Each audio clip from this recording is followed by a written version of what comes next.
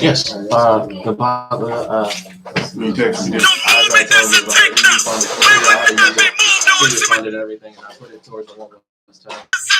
Soldiers to the left and right. I die for every man body. Before I be a coward, I'd rather be a man body. This will be my kingdom when the hour plays. You can either get with it or get flipped like an hourglass. We live by honor and no excuse. Just sit and pray up to the Lord. I told him and let all the terrorists loose. Hold your tongue, don't get rebuked, cause you made a truce. With a race to make merchandise out of my abuse. Get a hoop, you got your gun, then pull it. Me and my niggas start to argue, it's about who gon' bite the bullet. It gon' take round. Opponents better move slow. Attack dogs for this truth. Nigga, cool down.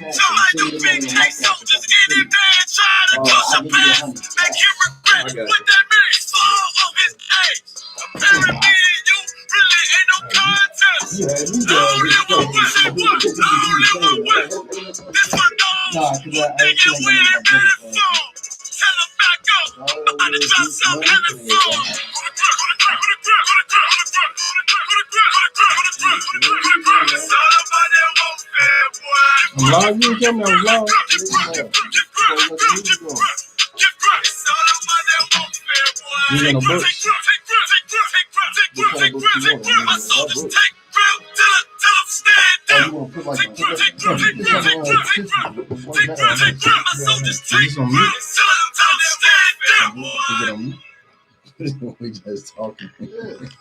I mean, we do that. Going classes. No, it's not classes. Is there somewhere that we can put your laptop? Anybody need a headpiece? You got a headpiece? You can borrow them. Who's?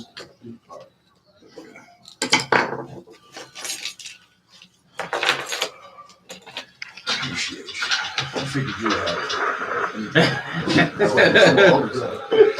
No, because at first I was saying you were singing, and I was like, oh, okay. We might want to shut that door.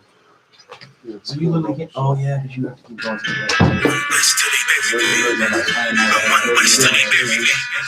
I'm one West till they bury me. I be one West to the death till they bury me. One West till they bury me. I'm one West till they bury me. I'm one West till they bury me. I be one West to the death till they bury me. I be one West to the death till they bury me. They ain't scaring me. Rip the soul out of Pharisee. Speaking heresy, get you fucked up apparently. It's like they daring me. I said, chill, they ain't hearing me. They ain't listening. Every bar nitroglycerin. Hit your heart, bring it back to start. Make you live again. Get a dividend. So we start getting ignorant. I'm doing that soldier shit. I told you shit phenomenal. Nah, but you're domino. So what you sucker trying to do? Rhyming comical, cause it's funny until I'm bombing you. Bring apocalypse to the pussy niggas that's popping shit. Team of all stars. I coach them up like a Popovich. Fuck the politics and the lobbyists and apologists. They vagina, so we go check up on my gynecologist. It's kinda obvious how the situation is ominous. The way you're rhyming doesn't regurgitate for the audience. Start applauding this. The competition is fraudulent. From the era when niggas who be with like parliament. The flow been stupid. Shit's got a retarded sense. All the dominance. One West rising the prominent. Cause I be one West to the death till they bury me. I'm one West till they bury me. I be one West to the death till they bury me.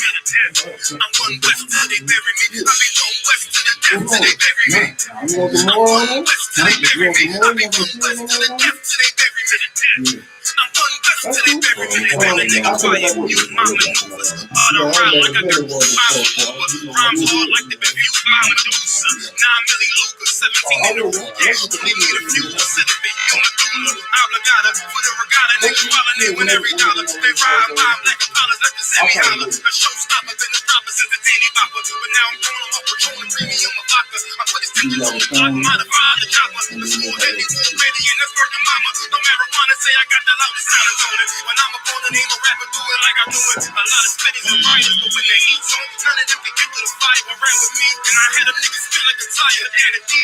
And I'm still dope as a player. Every bar was hard, like a stick with a lighter. Ignite up, and it coming through with a title because it's the same spirit that Ahab had, the lion spirit. The lion spirit. Yeah.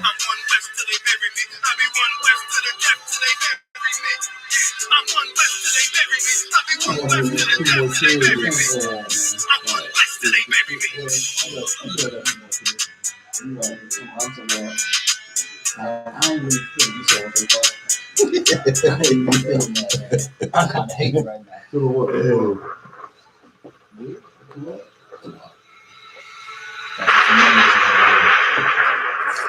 Anybody want to talk to me on it just cause? I got you. No, I both sides. Figure out my situation before I did this other thing. Now, hey, y'all follow your master. We was talking about that yesterday. I got 80 for you. That's right. That's somebody man to do that. You see that? So that's wrong, right? So you add a couple more zeros on that number. Whoa, how many zeros there we talking? At least 2. Sweet. I like that. Give it to him. Mm-hmm. That's right. At least we go to school. Give it to him so he hand it right over to me. That money is gonna keep going up too. I already know how this is going to go. all I ever wanted was to be a gangster. Little did I know I was in danger. Decisions that I made provoked the Lord's anger. Pray to him all the Hey, time, everybody, and make I sure was you got a just a sword out. I stranger. passed the reading All I ever from wanted was to be a gangster. Little did I know I was in danger. Decisions that I made provoked the Lord's anger. Pray to him all the time, and I was just a stranger. All I wanted was to be a gangster. Shot call. To be known with them niggas letting shots off. Even that on the right hand to the top though. Funny how it's invented and not the lives lost. Can't be focused on the life that's hopeless. Out there pumping, not knowing the Lord will kill you for that hocus pocus. Used to roll with niggas that cooked dope with weaponry. Same ones claim they love you. I had no life in jeopardy. And I know my mother wants success for me. But that T-shirt take a girl straight to ecstasy. Remember running with bruh. Even though we did the wrong thing, my life would have been a lot different if I fell up under Rob's wing. Was too sincere for a wicked game. Shame the Lord's name. Now we afflicted with pain on the apple wanted. Was to be respected by stand-up niggas. Not knowing that them handcuffs custom made. All I ever wanted was to be a gangster. Little did I know I was in danger. Decisions that I made provoked the Lord's anger. Prayed to him all the time, and I was just a stranger. All I ever wanted was to be a gangster. Little did I know I was in danger. I got Decisions that I made provoked the Lord's anger. every brother, Prayed to somebody him put on all the Facebook, time, there's and I some was brother in just a school, stranger. but they All I wanted was to email the be a station, they'll gangster. send you a I free ain't bottle. lying, I was close to King dying. James. Knew I wanted to live, but I wasn't trying. I was defiant, not knowing that this ain't how we live. It's just how they design. Just when you in the streets, you get more endearment. They don't tell you what be on papers and no restrictions. My father said a hard had to make a soul dance. I didn't care, I wanted fear when I walked past. In the place where black man's blood is cheap. I think the Lord put it down was on Lake Street. Pissing in the cup, back and forth to court, found the DC school. I swear it felt like I crawled on that fucking porch. The Lord said, my sheep, they ain't hear my voice. Asked me why I.S.U.P.K, I told them I ain't have a choice. They say God ain't 50-50, it was gonna come to pass. The Lord called me out the world, and that's how running fast. Thought it was the be a gangster. Little did I know I was in danger. Decisions that I made provoked the Lord's anger. Prayed to him all the time, but I was just a stranger.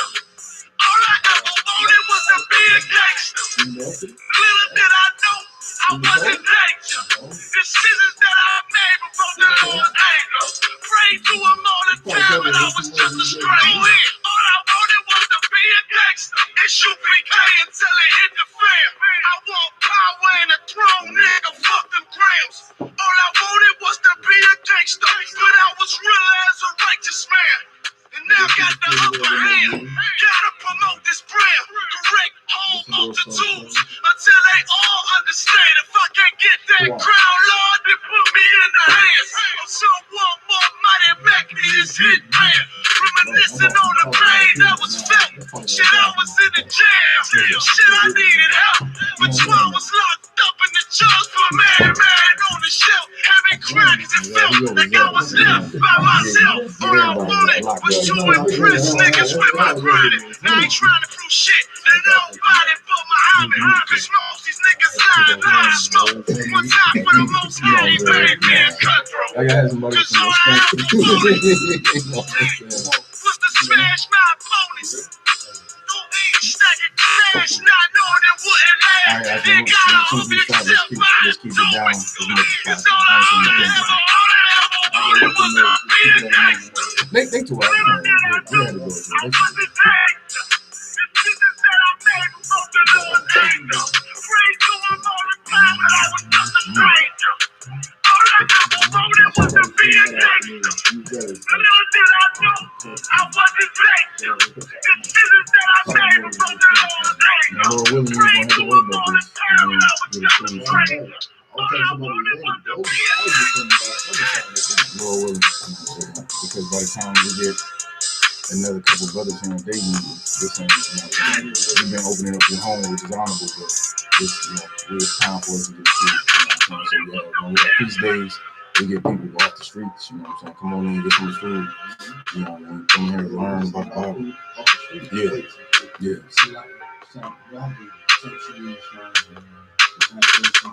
Yes, no. Well, just make sure I know before I go so I can fill out the report. Don't be like, oh yeah, I paid it, I didn't know. I just thought you would get it absorbed into your mind. Yeah,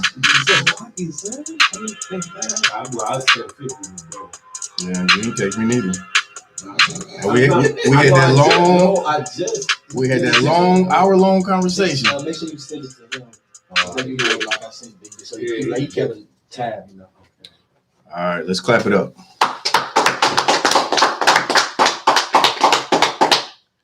Hey, Shalom, Israel. Yahweh Shem Yahshai Barakathum, Yahweh Shemar Alathan, Bashem Yahshai. This is I.S.U.P.K Dayton. You understand? This is the Feast of Purim. This is a glorious day for you so-called blacks, Hispanics, and Native Americans. Most of you in the world don't even know what the hell I'm talking about. Good thing you tuned in because I'm going to let you know. This is, a very, very important day. It was a day when your people was going to be destroyed, right, by filthy, disgusting heathens. Destroyed by them, and the Most High saved us through a sister who was honorable and righteous, and that's why you find out about her in the scriptures. And we get that sister, we praise that sister today for a job well done and for loving her people enough to put herself in harm's way, right? And so we're gonna get into the story, and but before I do that, don't say that I.S.U.P.K don't ever give honor to sisters and and look highly on the sisters and love our sisters. That's all we do. You can't get enough of it sometimes. Can't trying to get brothers to go to camp. They unclean because they've been laid up with their woman. They love them so much. You understand? We love our sisters in I.S.U.P.K and give them the opportunity to be, righteous like this sister was. So yesterday, I know in Indianapolis, I covered, the story of Esther. So let's get Esther. All right, let's pull that up. We're going to start at 4. And what I'll do, I'll give a brief recap of what happened in chapters 1 through 3. Right. So we're gonna start there, and then we'll go ahead with the rest of it and close it out. Like I said, man, this is a hell of a story. You reading, it's fine to read Dr. Seuss to your kids and let them learn how to read. But if you want your kids to really have some wonderful stories to learn and understand. This one is super easy to understand, meaning there's not a lot of speech in it that, you know, throws you off, or it's not real convoluted, right? I know Christians don't know the Bible, but this one is pretty much straightforward. So teach your kid this story, read it with them, man. It's a wonderful story about how the Lord saved us. All right. Okay. So we're gonna get Esther. Matter of fact, let's start at 4 and 1. Go ahead, you got it. If I could. Uh-huh. Come on. Is that everybody got Esther chapter 4, verse 1? Con. Con. No sign Christ. This is the book of Esther, chapter 4, verse 1. When Mordecai perceived all that was done, Mordecai rent his clothes and put on sackcloth with ashes, and went out into the midst of the city and cried with a loud and bitter cry. All right. So if you're not familiar with the story of Esther, I'm gonna do a brief summary. So this whole story starts off with the king of the Persian and the Medes, Assyrius, right? And I know I always jam up that name every time, but it'd be Xerxes in the Greek, right? And so of course that Persian Mede Empire was super powerful, right? And basically conquered most of the known world over there at the time. And if you read the beginning of Esther, it talks about how he conquered 127 provinces. So think of just regions or lands with borders that was designated, 127 of them, right? And I think it says from like from India to Ethiopia. And so it's, you know, that's a vast amount. Think about all the land in between there. So he was powerful and mighty, right? And one day he decided to have a feast, and they feasted, you know, for a long time. And then they had a feast for all the people, right? And so while he was feasting, right, and had all the people in his palace and was just kind of kicking it, you know, like brothers do, but he wasn't a brother. But you know, you around kicking it, celebrating. And the scripture said, while his heart was merry with wine, he called for it for the queen. During this time, the queen was throwing a little separate party. She's this old heathen. She was proud as hell. You understand? So he called for her through his 7 chamberlains. 7 chamberlains went to go get her. They said, you know, king, your woman, she ain't coming. Right. So he's hot. Of course, you call for your woman now, even if you ain't a king. You understand? You call for your woman and she won't come, you're going to be hot too. Right. And so because he called for her and she didn't come, long story short, they had a council. He had his wise men in the council. They said, you know what, king, we can't let this ride. Nah, that's my words. Right? But he said, we can't. They said, we can't let this ride. They said, you know, the queen has not only offended you, she's offended all of us. Because if we don't check her right now, if you don't check her, right, then if she can do that to the king, imagine what the women that's going to do, you know, to everybody under the king. Right. So there's like, she just ain't offended you. She offended all of us. Right. And that hatred and contempt for us is going to grow in this empire, and our women are going to be out of control. Is it safe to say that it's kind of, unfortunately, but it's kind of the same spirit that America has groomed their women to be in today? And listen, if you'd have watched my class yesterday, that was exactly the point that was brought out in class. Okay. That whole spirit, that spirit of, you know, I don't need a man, and rolling and snapping your neck, and, you know, not honoring your man. Like a Christian will read the scriptures and follow everything up into it, say, you know what, honor your husband, submit to your husband. Oh, no, I can't do that. You know what I'm saying? I make the most money. Money ain't got a damn thing to do with anything. You understand? If you lie with a man, that's your man for life. The last man, for women in the world who don't know any better, the last man that you lay with, that's your husband. I don't care what no fake Israelite group says. I don't care what the Christian church says. I don't care about none of that. The Bible says if you lie with a man, that's your husband. And the only way that you can, for him to not be your husband, is if he's dead. And that's it. You lie with another man while you didn't have sex with one man, you're what the Bible calls a whore. You understand? Ain't my words, that's the Bible words.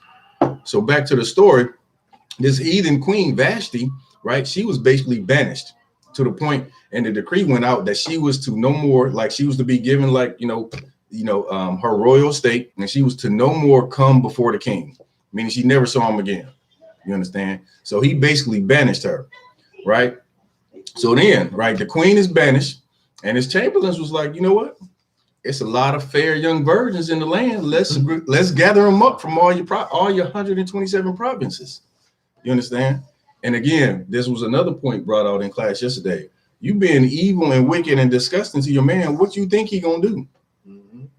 He's not gonna just sit around and be emasculated all the time. He's not gonna sit around and just let you talk down to him because you're the breadwinner. Like I said, money ain't got a damn thing to do with it. Men are not, listen, most men, when they become emasculated, they fight back. And I ain't talking about physically fighting either. They gonna go find a woman who will appreciate them, right? Your rib got you weight, you know, she's basically feeding you hand to mouth, you know what I mean? Or treating you bad or talking down to you or saying, you know, you don't make no money, you're not a man. Brothers ain't going for that. No more. You understand? Brothers ain't going for that. They're gonna go find somebody else. And that's the spirit, like YAHANNA brought out. That's the whole spirit that you find in America, the spirit to hate black men. And then women, they like to say, there's a thing out in the world now, it's like, where's the protection for the black woman? Your protection is with that black man that you lay with. And it's up to you to choose a good one. I ain't saying all brothers got it together. You saw that brother popping at the club. You didn't know he had on his cousin's chain and spent his rent money. You thought he was a baller in the club and you wanted him because you thought he was a baller. That's your fault. You got to stay with him. You chose that man. That's the man you got to be with for life. You understand? That's why it's very important to choose wisely. If you a sister who don't got a strong slave and you looking for a brother with a little bit of financial freedom, that's what you need to look for. Ain't nothing wrong with that. Get what you want. But if you a sister, you know, you got your own financial freedom and you just looking for a strong black man with a righteous spirit, get that. You understand? But don't turn around and emasculate him when, you know, basically, like I said, you know what you was getting into, or maybe you didn't. Maybe you should have took some more time. Right. You understand? So back to the story though. So they had a you know, they gathered up all the maidens, right? All the young virgins from all the 127 provinces. And so the scriptures say, listen, Esther, right? She was selected, one of them. Now she's an Israelite. Now Xerxes or Azuris, Hasuerus. I can never pronounce it. Xerxes, sir. No, that's not right. It is Xerxes. No, it's Xerxes. It's the Greek name. That's probably how you pronounce it. I don't know. I guess it's Xerxes. I can't even say it now. Go ahead. Ahasuerus, I believe is how it's pronounced. Ahasuerus? I believe so. I'm not. It don't matter. It's Xerxes in the Greek. That's all you got to know. He was talking about that heathen king. The heathen king, right? I know all y'all love 300. You love 300. That's Xerxes, right? But anyway, so Esther got immediate favor because of her beauty. You understand? She was gorgeous, and you know she was given the best place in the palace, right? And imagine this when we in the kingdom. Before she was even before she even came together with the king. It was like a whole year of soaking in oils and myrrh and just getting good fragrances to be soaked into your skin. Can you imagine that? Like she just gotta smell. She's gonna be smelling good, looking good, sweet spirit, right? And so I'm gonna come to you. And so basically, long story short, she became the queen. You understand? He chose her to be the queen. You was gonna say something? No, I was just gonna try to bring out the fact that what our that's another point that our women should, you know what I'm saying? What you doing? Oh, I thought you were more. Yeah, I may. Throw out. No, I didn't. Just a small one from you. Yeah. But that's another point I was trying to bring out, that you know you got all these heathen women around in all these provinces. You know, they conquered plenty of different nations, and our women were the best out of all of them. Like when you look at our women, you understand our women got to realize that, yeah, you can look the best, you can be the best, but guess what? Is the spirit about this sister, as we're gonna find out, that it trumped everybody else. Because even, well, I don't want to tell too much, but it wasn't like he just seen her and just went. She came in like a group of women, and then she was taken out of that. You understand? Yeah, now this is all the women were gathered. All the women that his chamberlain saw and was these are all, you know, qualified women to become the queen. Right. So she was selected out of, you know, all the women. You know what I mean? And again, we're not really going into that heavy about, but the scripture says she was very fair to look upon. I mean, she was a gorgeous sister. You understand? So so now she's the queen, And here's the chain of events, right? The old Queen Vashti, that's me. This is bigger than mine. I don't know about this. I did. The old Queen Vashti is banished, right? The new queen now is Esther. Esther, right? Her parents died. Her uncle raised her, Mordecai, right? Who was a Benjamite brother. He raised her. And so he informed her not to tell the people, right? Because Israelites taught, he was like, don't tell anybody yet. You understand? You're in the palace, that's cool. Don't tell anybody yet that you are part of this whole process. And so he would go past the palace gates, you know, daily just to see if he could check up on her, right? Because he just couldn't present himself before the king. So while he was passing the gates, he saw two guards. They was talking, two Persian or, you know, Persian Media Empire guards, heathens. They was talking and they were plotting to kill the king. And so he overheard that, told Esther, right? And Esther made it be known. So Mordecai and Esther instantly gained favor, right, through that, right? So long story short, back again, he's checking on Esther. He comes back through the gate. Okay, so at this time, he enter a heathen, right? His name is Haman, right? He was an Edomite, right? Amalekite, right? So he was granted basically command over all the princes, over all the nobles. And the king said everybody has to bow to Haman. So Haman, this devil, he feeling himself, right? He feeling himself. He comes out and Mordecai walking past didn't bow to him, right? So he got pissed. And like, the guards is telling him all that what's going on. And so long story short, Haman goes to the king and says, we got a people whose laws are diverse and they don't honor the laws of your empire. We need to destroy them. And the king, not knowing who they were, the king not knowing who they were, right? He's like, cool, okay, we're gonna destroy them, no problem, right? And so he put out a decree, like for a certain time period. It's like, we're gonna destroy these people, all of them. All it said, the scriptures say, the young and the old, the women and the children. You understand? All the Israelites was gonna be destroyed. All you blacks, Hispanics, and Native Americans, which is, again, there's no written decree, but the spirit on the Edomites here in America, that same spirit is here where they want to destroy you.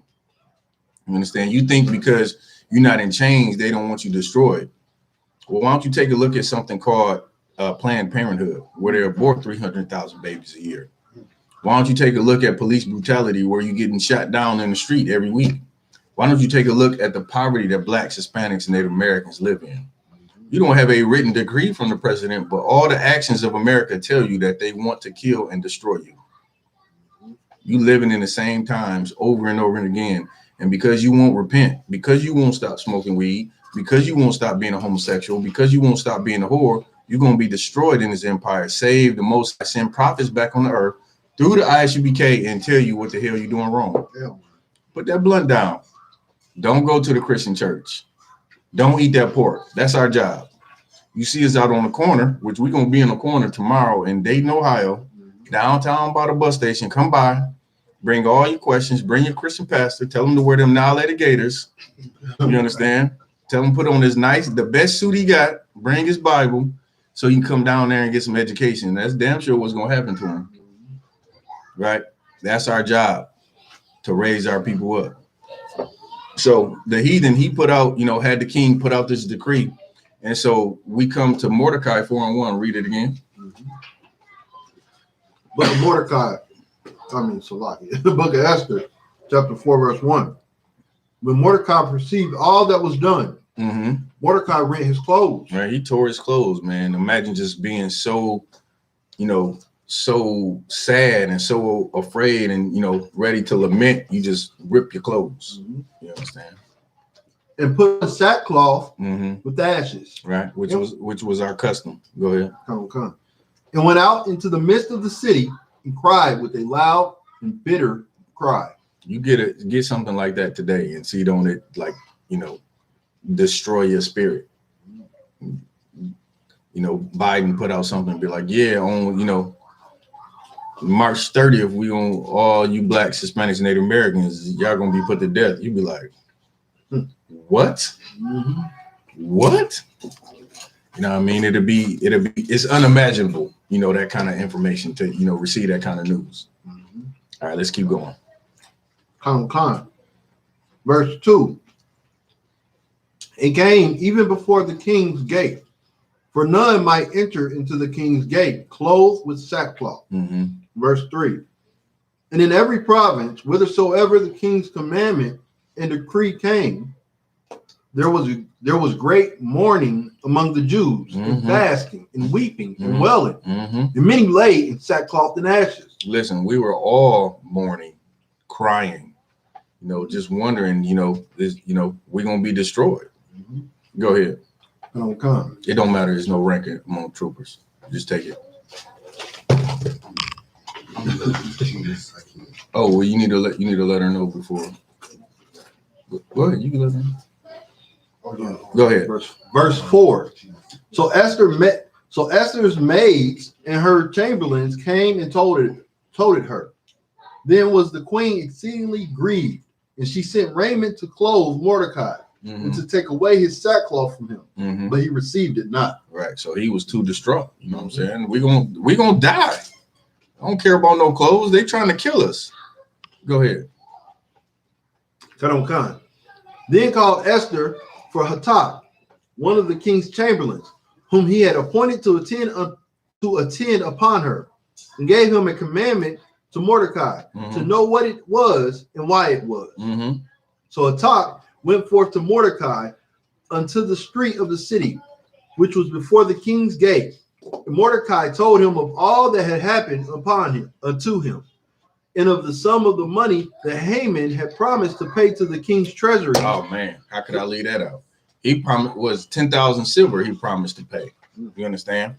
To be able to execute this, and how was he going to get that money? By spoiling. They said that he was going to spoil the Jews, meaning he was going to take after they were dead. They were going to take all that they had. Go ahead.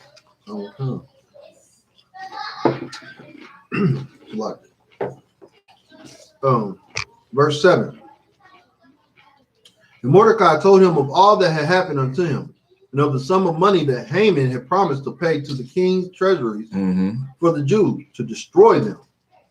Also, he gave him the copy of the writing of the decree that was given at Shushan to destroy them, to show her and to charge her that she should go in unto the king and to make supplication unto him. Right. So he showed her the decree. Can you imagine reading that?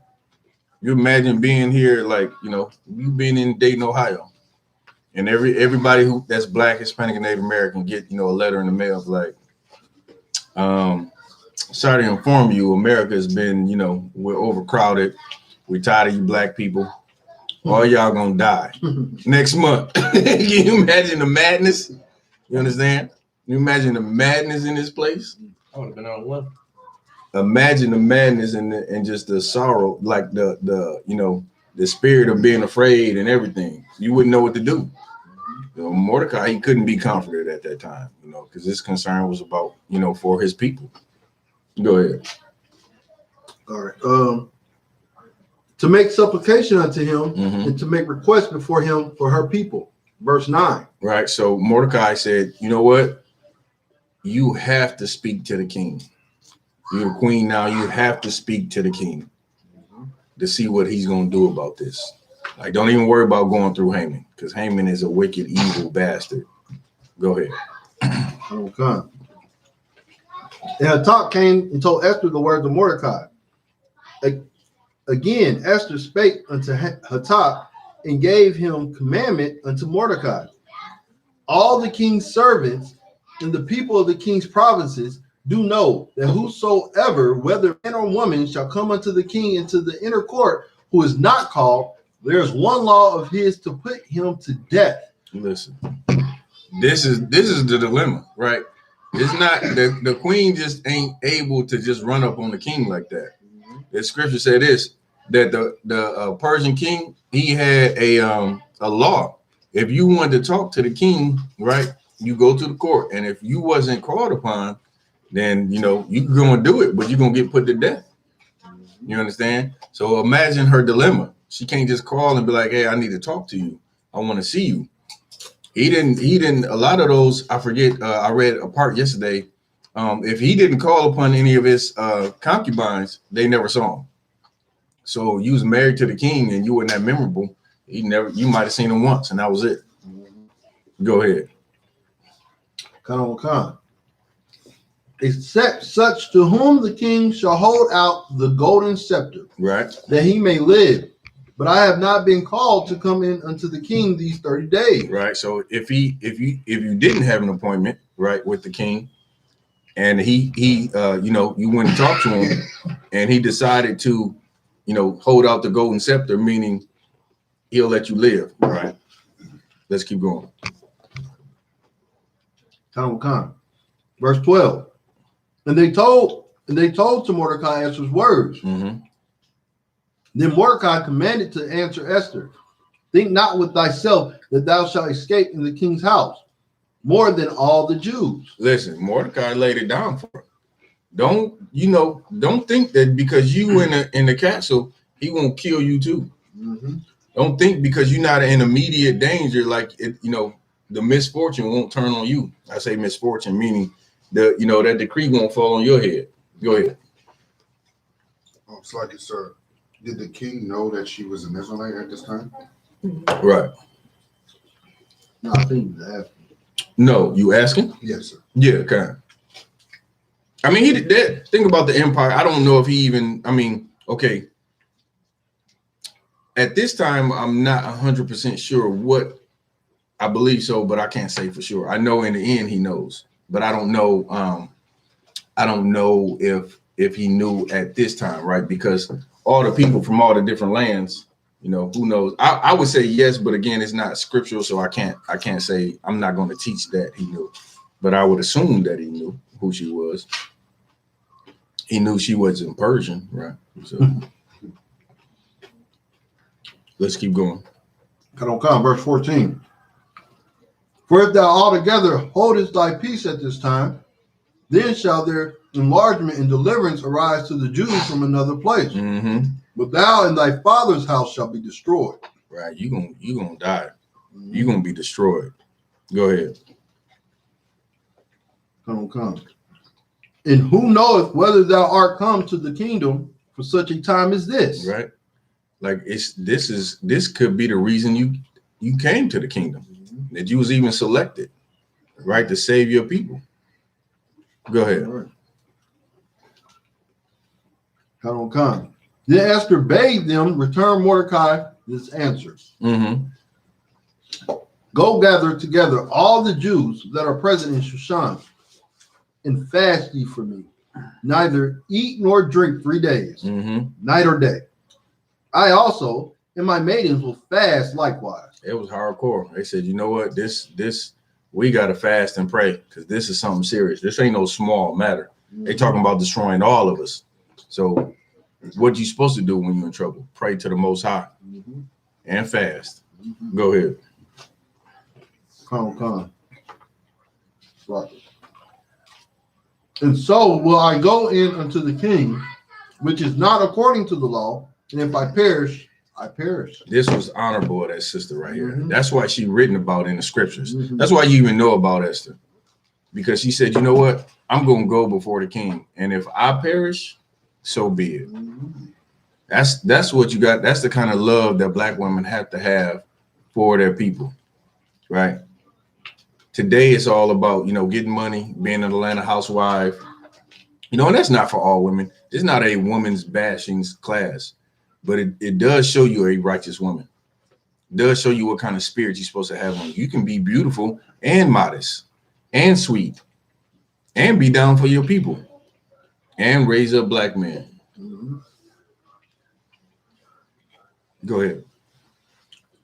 So Mordecai went his way and did according to all that Esther had commanded him. All right. So he went away, and all the Israelites fasted. Everybody they can get the word to fasted and prayed for 3 days. What did it say? No food or water? That's a hell of a fast too, boy. As you coming up on death, 3 days, 3 days without water. Let's go to chapter 5. Somebody else could pick it up.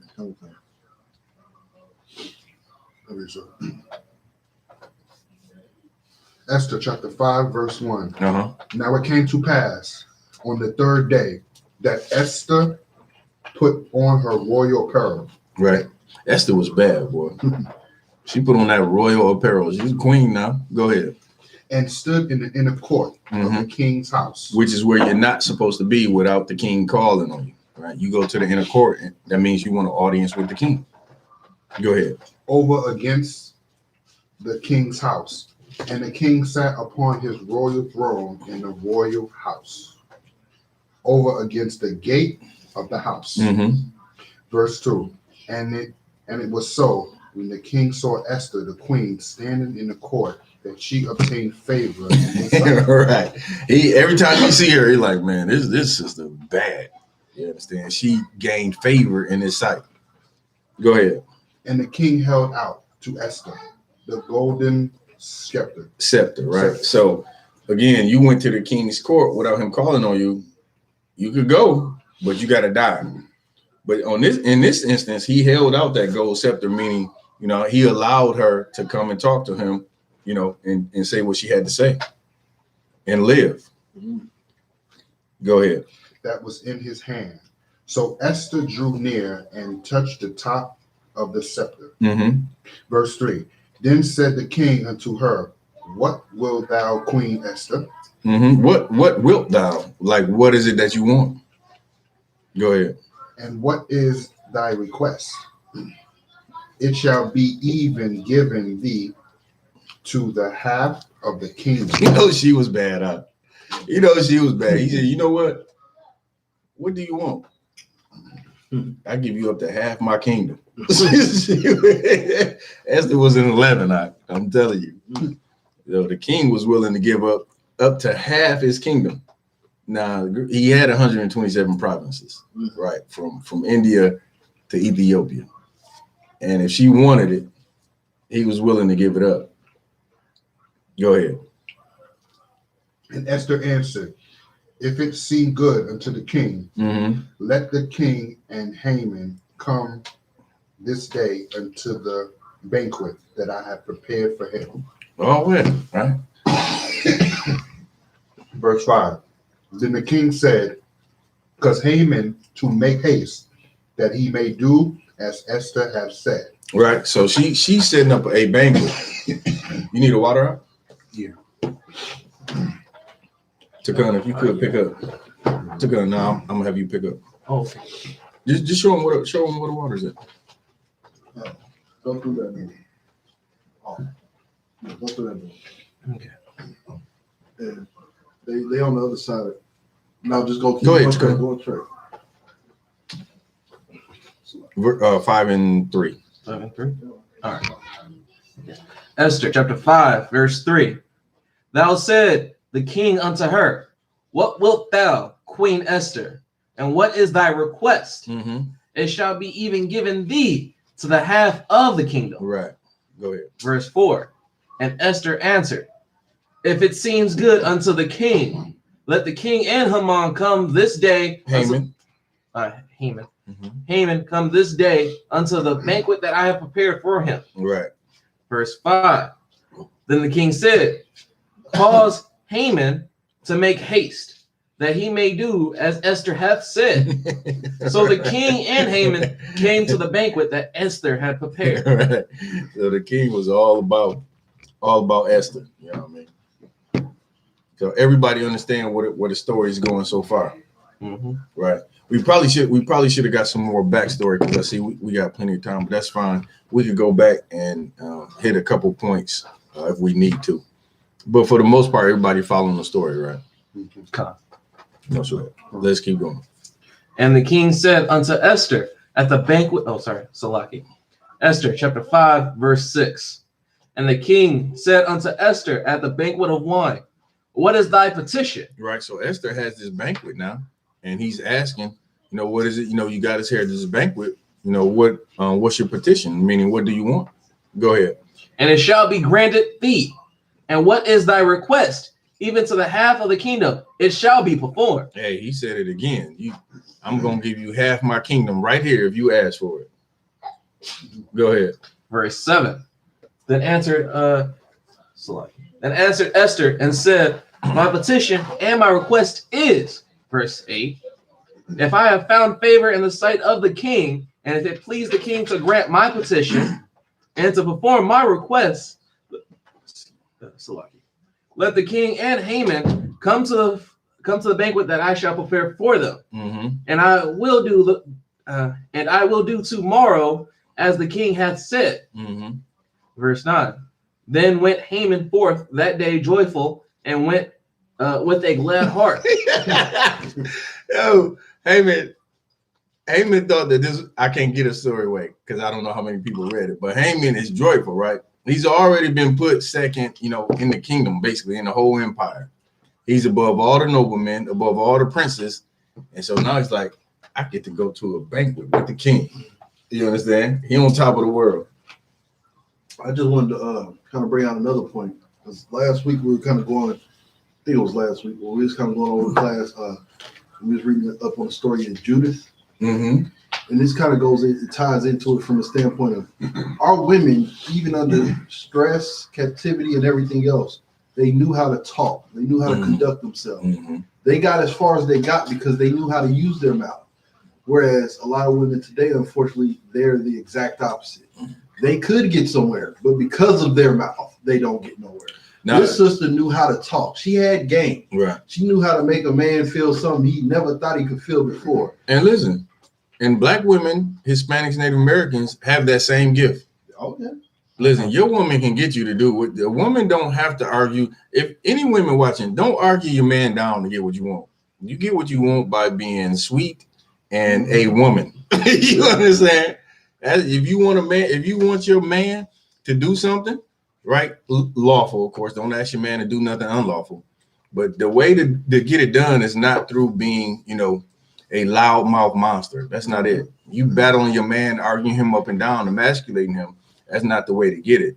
But the point is, sisters that's written up in the Bible were not only beautiful, but they were righteous, and they knew how to talk to a man and how to get what they want through their womanly wiles. You understand?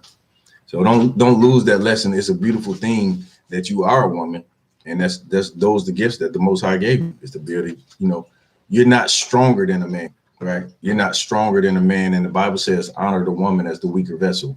But that doesn't mean that you're weak. That doesn't mean that you're, incapable of getting what you want from a man.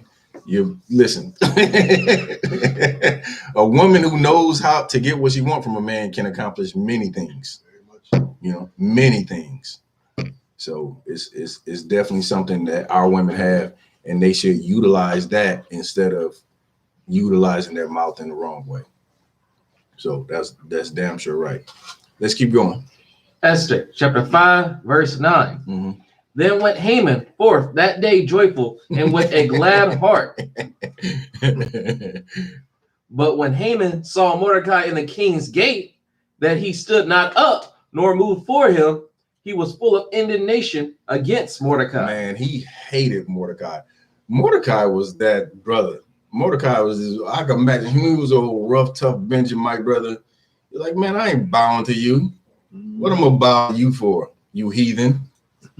And I brought this out yesterday in class. That's the same spirit we should have on us now. We're so afraid of the so-called oppressor. We're so afraid of these heathens and the power that we think they have. They have no power, man. The Most High could destroy this empire in a blink of an eye. Most High could send his angels back in a blink of an eye. Most High is going to bring them down. It's coming. It's going to happen. The sooner everybody gets off weed and stop aborting their baby and stop being homosexuals and stop being whores and start following the laws of the Bible, the sooner we get out of this captivity. But if all you want to do is be an Atlanta housewife, or all you want to do is, be, I don't know, some whoremonger, pimping out women and doing all kind of filthy, vile, disgusting things, we're going to be in this captivity. We're going to be here, and we'll leave it to Christians. We'll be here another 400 years trying to say, you know what? We're going to come together with everybody. It's going to be great and wonderful. Just give us another 400 years. Times are changing. Live now. We can live. We got I don't know, a black vice president. Now we had a black president. Now we got a black female vice president. Things are changing. Let me hip you to something. Things are not changing. Things are getting worse. They're not getting better. The oppression is not so much smack dab in your face. It's more underhanded. Now the government funds Planned Parenthood. You understand? The government funds Planned Parenthood. 300,000 Black, Hispanic, Native American babies annually. That's not a one-time thing. That's annually. That's genocide. That's how you destroy a people. That's how you put their numbers in check. And then when you talk to, I'm gonna come to you. And then when you talk to your Black leadership, they say, well, Black people got to stop committing crimes. And you got Black people today on the internet pushing all the statistics of the oppressor, saying, yeah, by looking at the statistics, Black people, they commit more crimes. Maybe we just need to, get better. I don't trust none of those statistics from Esau. I don't give a damn what them statistics say, because they put us in the position to be poor. Poor people turn to crimes. That's what happens. The oppressor did it. They turned to crimes. You ever heard of prohibition? Mm-hmm. You understand? Full of crime. All of these mobs, all the Jewish mob, the Italian mob, the Russian mob. I mean, how many, sects of Edomites do you got to have mobs? All of them. Not to mention the U.S. government, the police force, the biggest mob. So let's keep going. Okay. Esther chapter 5, verse 10. Mm-hmm. Nevertheless, Haman refrained himself. And when he came home, Haman wanted to get at Mordecai so bad. You know what I'm saying? Mordecai didn't bow down to this cat, and Haman hated him. Haman already had the plan in action. He already had a decree from the king that said that he was going to kill all the Jews throughout all the land. You understand? Go ahead. He sent and called for his friends, and Zeresh, his wife, verse 11, and Haman told them of the glory of his riches. Go ahead. And the multitude of his children, mm-hmm. and all the things wherein the king had promoted him. Right. So again, he feeling himself. He got this promotion, and he, super happy about his life right now. And how he had advanced him above the princes and servants of the king. Mm-hmm. Verse 12. Haman said, moreover, Esther the queen did let no man come in with the king unto the banquet that she had prepared but myself. I went to a banquet. It was just me, the king, and the queen. Boy, I'm living the high life. Go ahead. And tomorrow am I invited unto her also with the king. Mm-hmm. Verse 13. Yet all this availeth me nothing, so long as I see Mordecai the Jew sitting at the king's gate. He said, you know what? He said, I went to a banquet, just me, the king, and the queen. And I'm going to another banquet, just me, the king, and the queen. But you know what? That goddamn Mordecai is sitting at the gate, and I hate him. This don't please me at all, because Mordecai is sitting at the gate, just being there, and I hate him. None of it meant anything. I'm gonna come to you. That's the whole spirit of America. Imagine, listen, that is the spirit of America today. They see Blacks, Hispanics, and Native Americans happy in the ghetto, and they still over police the ghettos where they got to destroy you more. You already struggling and dying in the ghetto. Guess what they do? They come and destroy you more. They put more drugs into your community. They still over police your community. They still set up programs where you can't easily get business loans and house loans. Still today. They still find it. I read a story just a little bit back. A Black couple had a house appraised, or they was, I think they had ran into an issue, right? So they knew a oppressor get the house appraised and like pretend like it was her house. The value of that house went up $500,000. Yeah. I'm like, when they see niggas in a house, that house is undervalued. That is going to be undervalued. You understand? I'm gonna come to Takun first. Go ahead, Takun. So just to add on to your point, that's even more heavy. This man is really basically became as similar to Booker T. Washington becoming vice president or something like that. Like, he went up all these ranks and everything above other people, but just Mordecai sitting there, not bowing to him, not doing anything, minding his own business. That's how Esau look at you now. Esau look at you that same way now. Esau see you, right? And you still got too much for him. He wants you to have even less. even less than what you got now. Go ahead. Yeah, Consort, just to piggyback what you said, my sister is she's in the Black Foundation for people who get franchises, and she tried to franchise McDonald's. This has been a big thing. They're suing McDonald's because they put I saw that story. They putting them in bad neighborhoods. I saw that. No business. I saw stuff that. like that, and it's just like good old McDonald's. You love that Big Mac, don't you? Yeah, I do. I ain't gonna stunt. Listen, hey, McDonald's is got black people in the position where they're losing money. They're putting them in like, okay, McDonald's has so many statistics, so much data they've collected over the years. They know how much money you're going to get when you open up a McDonald's based on other like McDonald's, right? They can take samples of what's around. They say they can estimate about how much you're going to make. They putting black people in the worst possible conditions because they don't want them to be rich. They don't want, how wicked is that? You don't want your franchise to be successful. Imagine that. That's Mordecai like that. Or Haman had that. He had everything. He was under the king, had riches, had his family, had private sessions with the king and the queen, and yet and still he still wasn't happy. He had to have Mordecai dead and all the Jews dead to be happy. And that's the spirit of America. Unfortunately, many Christians will never understand that. They think that God loves everybody and we'll all find a way to come together someday. But that someday will be 400 years from now and we'll all be dead.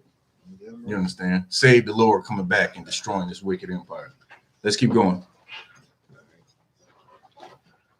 Okay. Verse Esther chapter 5 verse 13. Yet all this availeth me nothing, so long as I see Mordecai the Jew sitting at the king's gate. Go ahead. Verse 14. Then said Zeresh, his wife, and all his friends unto him, let a gallows be made of 50 cubits high. Oh my goodness. And tomorrow speak thou unto the king that Mordecai may be hanged thereon. Now this, again, compare Mordecai's, or not Mordecai. Hey, do me a favor and call Quatzar and see what's up. Compare Haman's spirit to the spirit of America. It's the same thing.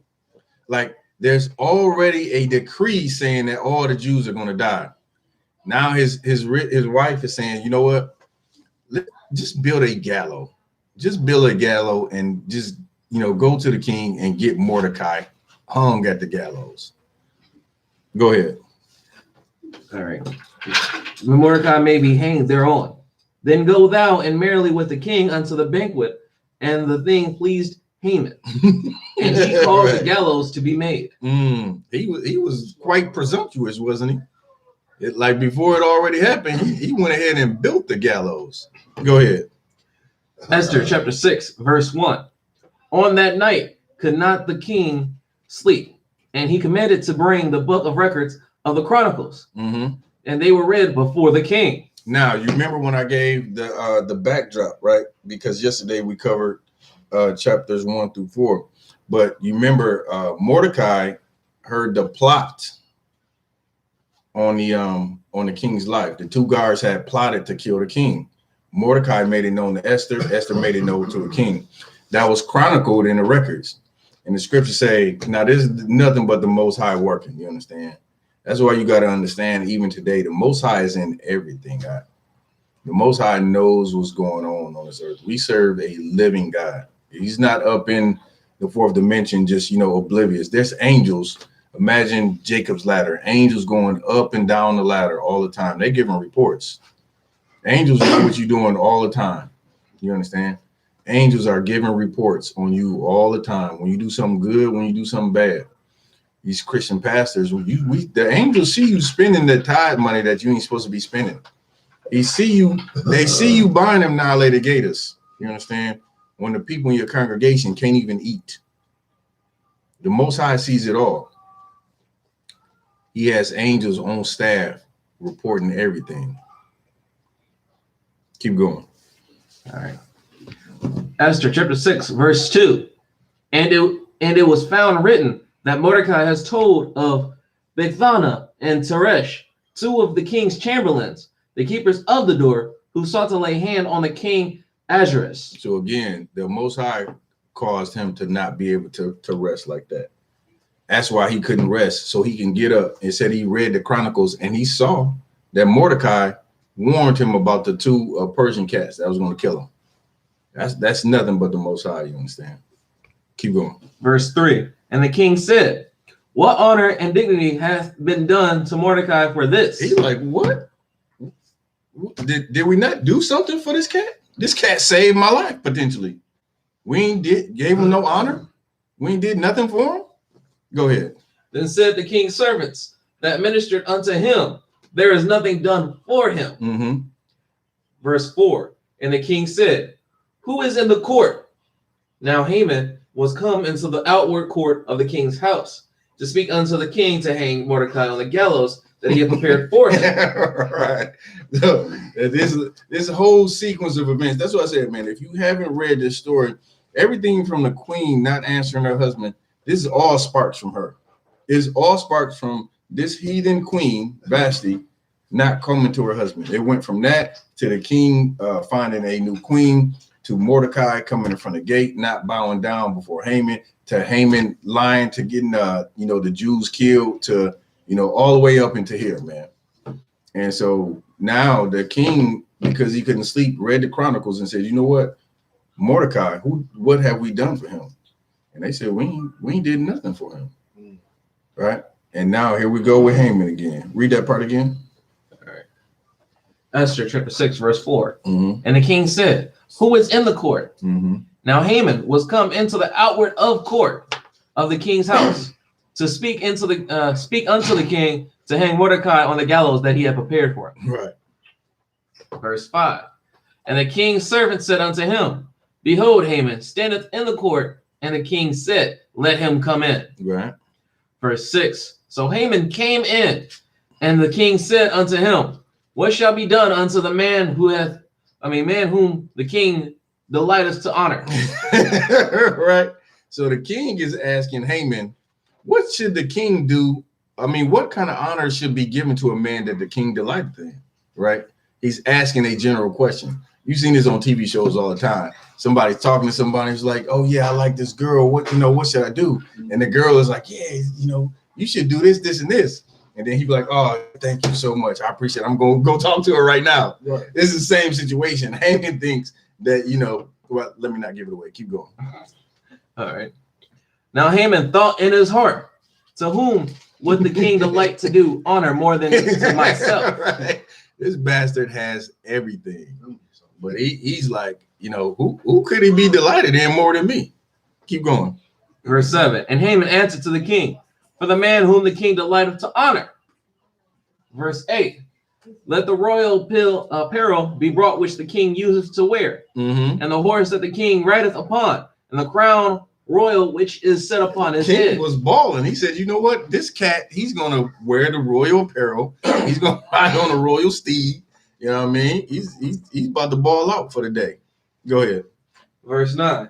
And let this apparel and horse be delivered to the hand of one of the king's most noble princes, that they may array the man with all whom the king delighteth to honor, mm-hmm. and bring him on horseback through the street of the city. Wow. And proclaim before him, thus shall it be done to the man whom the king delighteth to honor. All right. So this cat is whoever the king is thinking of. He's about to be held in very high esteem.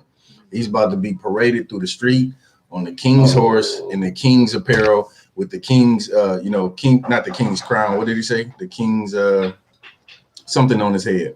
King's royal crown. Yeah.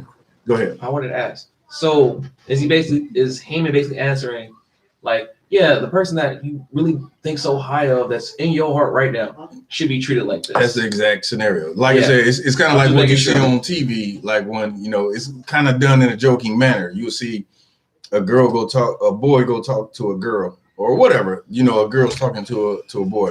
It's like, and then the boy might be like, yeah, I really like, somebody. What should I do? What things should I say? And then a girl will be like, well, you should do A, B, and C. You'd be like, oh, thank you very much. I'm gonna go talk to her right now. That's the same thing. So Haman's laying it down like you should do all these great and wonderful things to this person that you're thinking about. Because, of course, being a selfish, evil bastard, he think the king is talking about him, but he's not. Go ahead. Esther chapter 6, verse 10. Then the king said to Haman, make haste and take the apparel and the horse as thou hast said, and do even so to the Mordecai, the Jew, that sitteth at the king's gate. Now, Haman is, I can imagine his face. I wish I could see his face right now. But he's going to ask the king to destroy Mordecai. Yeah, he built the gallows already. His whole thing is he coming in there, he's like, I'm going to get permission to hang this Jew. And then after talking to the king now he realizes that not only can he better not open his mouth to say he want to destroy Mordecai, but now he has to put royal apparel on him, the royal crown, let him ride on the horse, the king's horse, and parade him through the Shushan or whatever the palace city was. Go ahead.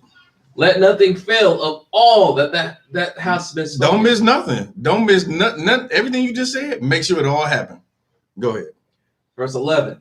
Then took Haman the apparel and the horse and arrayed Mordecai. Yo, he had to be super. He was humbled right there. The Most High humbled that heathen right there. Because, of course, Mordecai could have been destroyed. But instead, Haman was humbled by the Most High. It was a reason why this Persian king couldn't sleep at night. It was a reason why he popped up and looked through the chronicles and saw Mordecai's name and asked, what have we done to honor him? It was only the Most High. Keep going. And brought him on horseback through the street of the city, and proclaimed before him, thus shall it be done, the man whom the king delighteth to honor. Verse 12.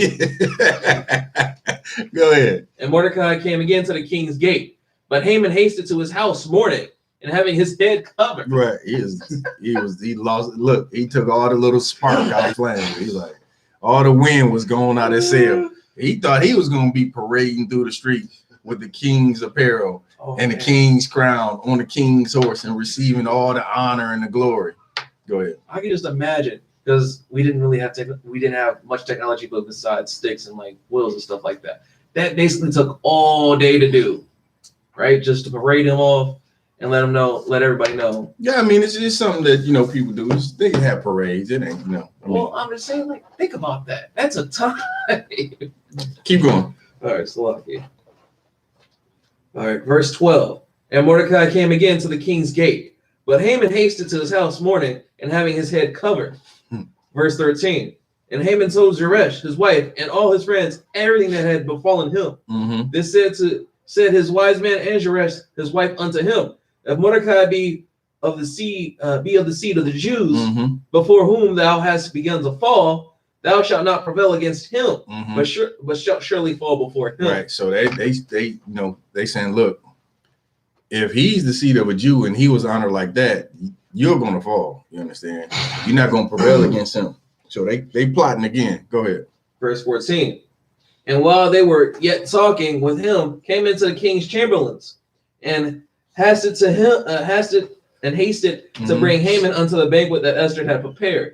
So again, he went to a banquet before. Now he's coming to another banquet, just the king, the queen, and him, and he was super happy about it. But now, since he had to honor Mordecai, he's not, he's feeling sad and down and disappointed that he couldn't kill Mordecai. Let's get somebody else pick up. Let Isaiah. This is Esther chapter 7, verse 1. So King and Haman came to the banquet with Esther the queen. Verse 2. And the king said unto Esther on the second day of the banquet of wine, what is thy petition, Queen Esther? Right. So the king is asking again. He says, like, what is it that you're looking for? What do you want? Right. And again, he was going to give her up to half his kingdom. Go ahead. And it shall be granted thee.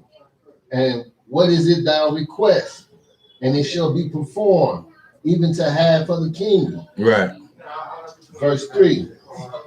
Then Esther the queen answered and said, if I have found favor in thy sight, O king, and if it pleases the king, let the life be given to me at the petition, and my people at my request. Hold on. Let's read this again. We about to get into it. Verse 3. And Esther the queen answered and said, if I have found favor in thy sight. Right. So she had found favor in that sight.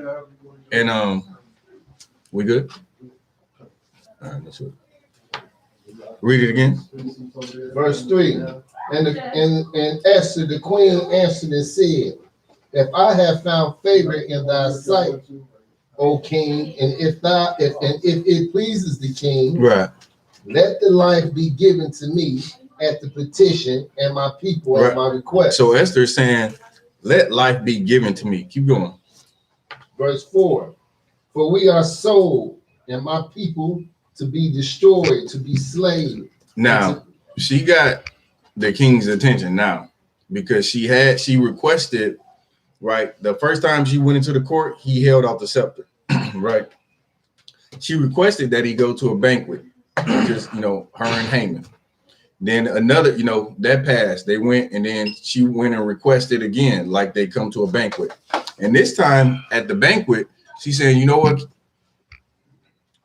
She said, if I found favor in that sight, in thy sight, and if it please you, let my life be given to me at my petition and my people at my request, meaning save my people, right? Because, well, we're going to get into it. Go ahead. Verse 4, if you could, from the top. Verse 4.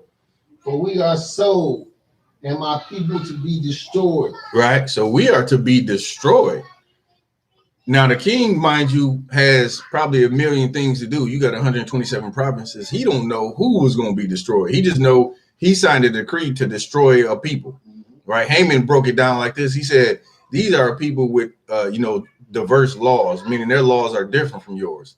They don't even keep the king's laws. Like, we just need to get rid of them. We need to kill them. And of course, being the king and not, being down in the details of things, he like, fine, let it be so. They go to the decree. Keep going. And to perish.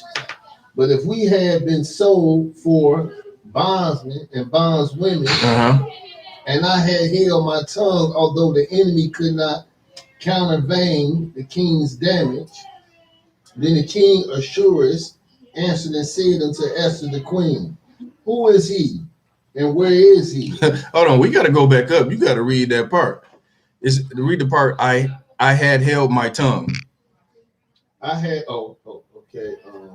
But if we had been sold for bondsmen and bondswomen, I had held my tongue. She's saying, you know what? If we were just being sold, I wouldn't have said nothing. You understand? She laying it down again. YAHANNA brought it up earlier. This is how you get things done if you're a woman. Like, the women in the Bible that you read about, they know how to get things done because they knew how to use their womanly wiles. She could have came in there and said, King, I demand you to stop this. I'm the queen and blah, blah, blah, and snapped her neck and did all this Christian stuff that's taught here in America. She could have did that. But she said, King, if it please you, me and my people, if we were going to be sold, I would have held my tongue, but we're going to be killed. You understand? Keep going. Although thy enemy could not countervail the king's damage. Right. So she said, I would have held my tongue. Right. The enemy could not countervail. Let's look up countervail. Like prevail, prevail means like to win. Right. So countervail, obviously, we'll get the exact definition just to be sure.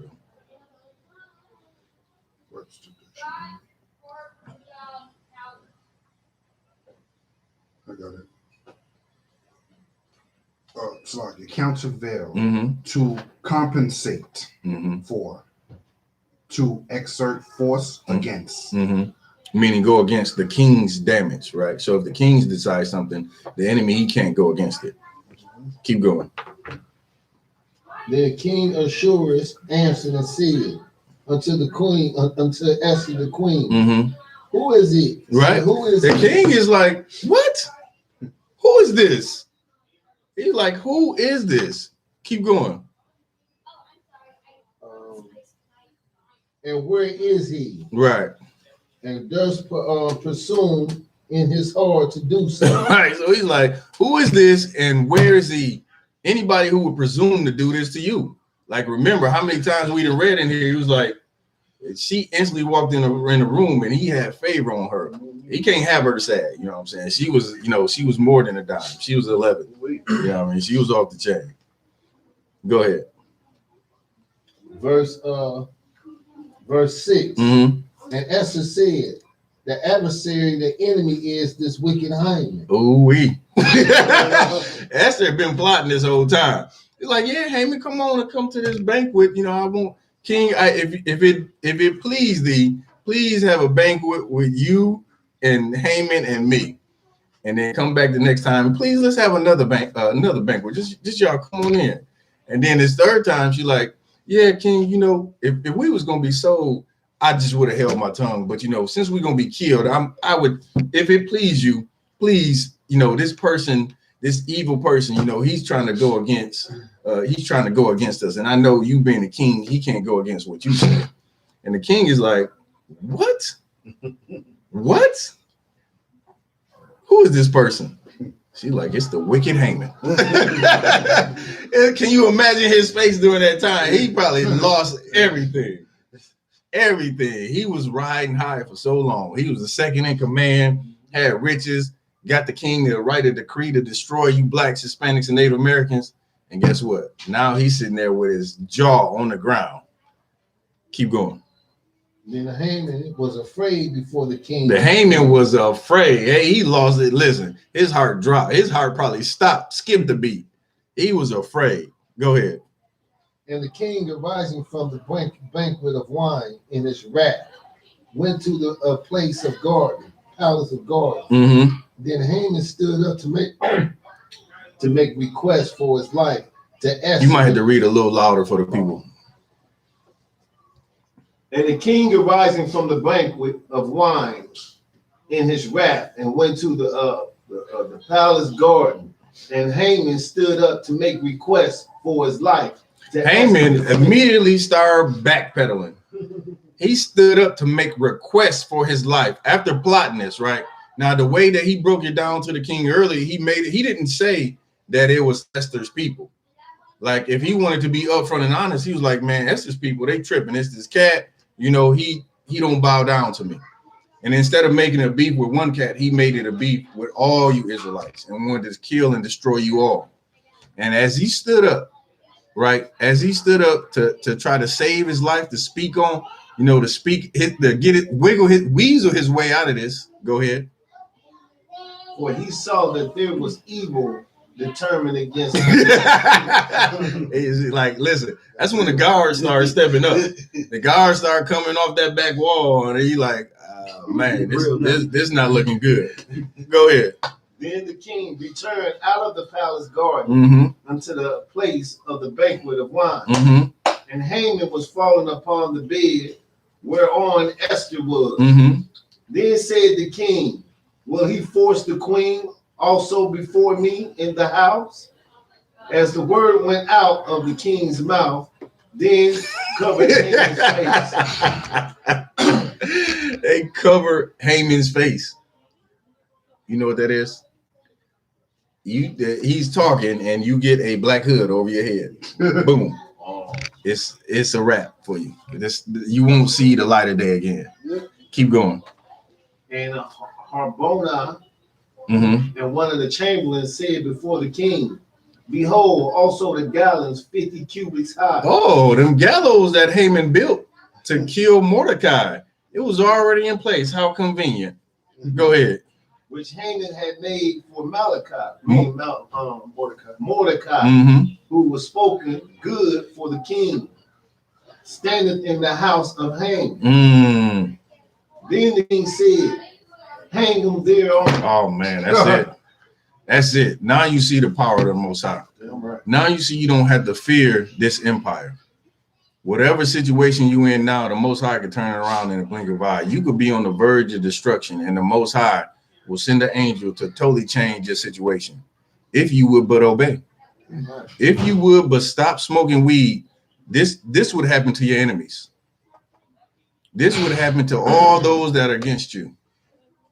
So like for me, with that being said, does that show like how in the scripture where I know it's two different things where Hezekiah was like, you know, if you keep the commandments, let's say God may have you dying at 23, and when Hezekiah prayed and he added 15 more years on to his I mean, the Most High could do whatever you want. He could make you live, you know, for, I don't know, 150, whatever he wants to make you live. That the Most High can do it all. But he's not going to do anything for you if you, being a homosexual. He's not. If you, serving other gods, aka Christianity, he's not going to bless you. If you smoking all the weed in Dayton, Ohio, he's not, you're not going to get this prosperity preaching that everybody talking about. You might get it temporarily. You might even get it for a long time. Guess what? One day it's coming. I'm going to get a scripture for y'all. I'm going to get a scripture for y'all. That's great. The black hood over his face.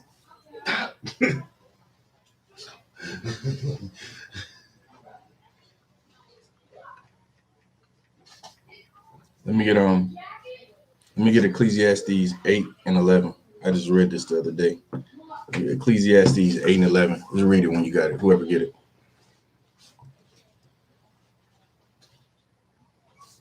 This is becoming one of my favorite scriptures to talk to about Christians and drug dealers, and homosexuals, right?